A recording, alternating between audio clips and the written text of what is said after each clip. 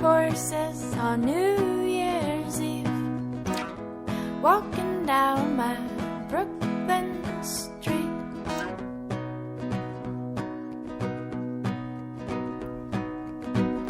And I saw fireworks in your eyes. I was falling, falling, falling 1 year ago at this time. Now I'm trying, trying, trying to get back my mind. I'll take my photographs, wrap them in bubble wrap. I'm leaving for the weekend, or maybe for the year.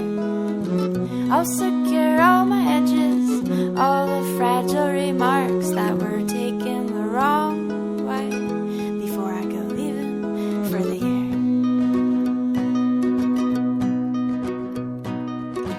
Taken the wrong way. Oh, hey, how's it going? I'm John. I was just hugging a tree. Welcome to Southern Oregon. Well, in last week's episode, I had to tear up the floor to get to the fuel gauge sending unit access panel to fix the fuel gauge sending unit that I'd already fixed a couple of years ago. So at least I knew where it was, right? But when I did that, I discovered a bunch of black mold that I had to deal with, which kind of sucked because I had to tear everything up, tear the floor out and paint it with mold-killing paint and blah, blah, blah. Anyway, I pretty much got everything back together the way it was, and so let's go see what I'm working on today. Usually when someone uses the word smart to describe me, they throw in another word that begins with an A. Anyway, I think I got it though this time. Look what I did. So I put everything back, and this time I put an access hole so I don't have to tear the floor up and learn there's some problem. Now I can just bury my head in the sand the next time I need to fix that thing, which seems to be every 2 years or something. I don't know why.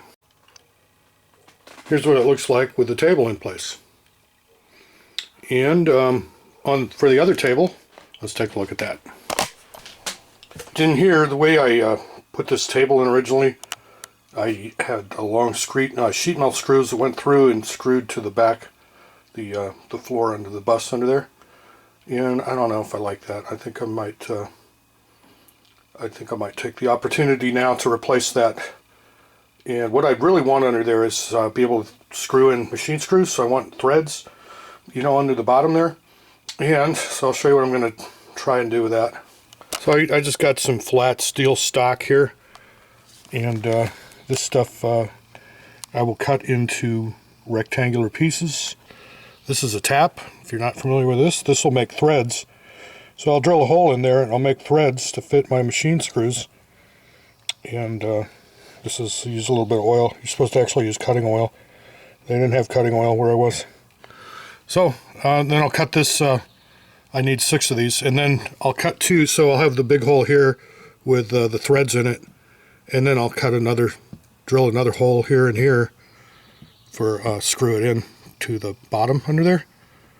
And so then this will stay, and so it'll be, I'm basically making a nut that'll be screwed into the bottom there, so it'll remain in place. See, so I drilled a hole in this, and then this just goes in. You just screw it in. It's kind of looks like a bolt. You just screw it in, and it's a little hard to screw in because it's cutting the threads, but now I can screw this in.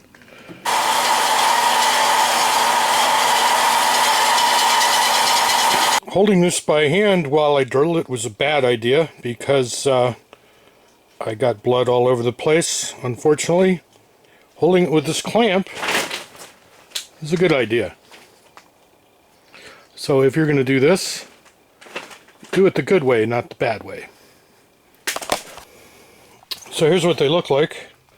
What I did right was drilling these holes, the big holes, first before I cut this thing up. What I did wrong was, for some reason, I didn't just drill these holes first. And then when I was holding it like this and doing it with my hand for the drill press, you can see I gashed myself. It looks worse than it is. I haven't been able to wash up yet. So, lesson to be learned. If you're going to make something like that, drill the holes first and then cut it.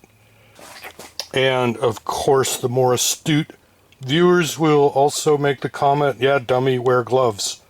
Touche. So there it is. These are now machine screws instead of sheet metal screws, which will and did get stripped out. Some of them did. So this is a much better way of doing it. And so here's what it looks like. Camera's having a little hard time focusing, but there's a machine screw right there in the center. And then I just held it on with sheet metal screws, and I didn't, you can see I didn't even measure. I don't care. I just want to hold this thing on there. And they do sell these for seat belts. So by seat belts, I use some of these. But so you don't have to go underneath with a nut and a washer. It's just permanently threaded and in place like this.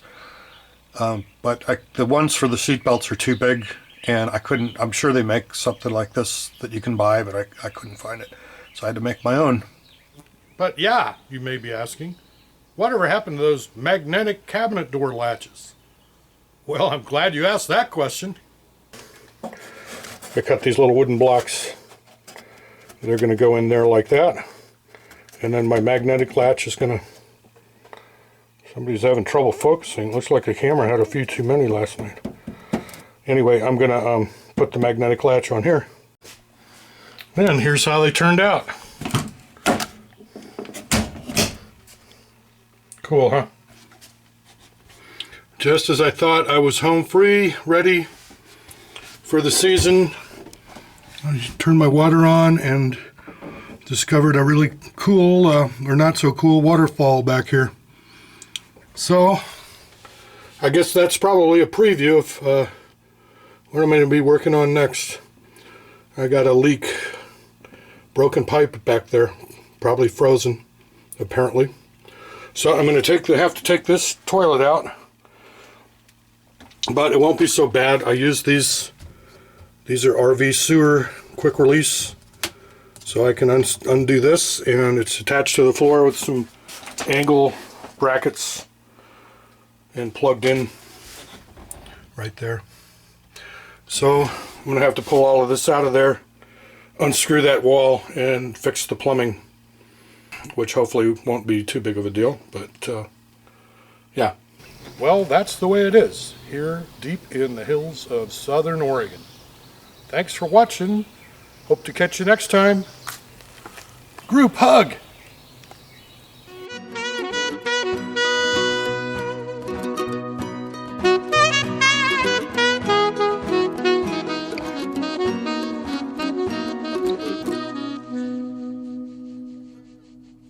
Mm-hmm.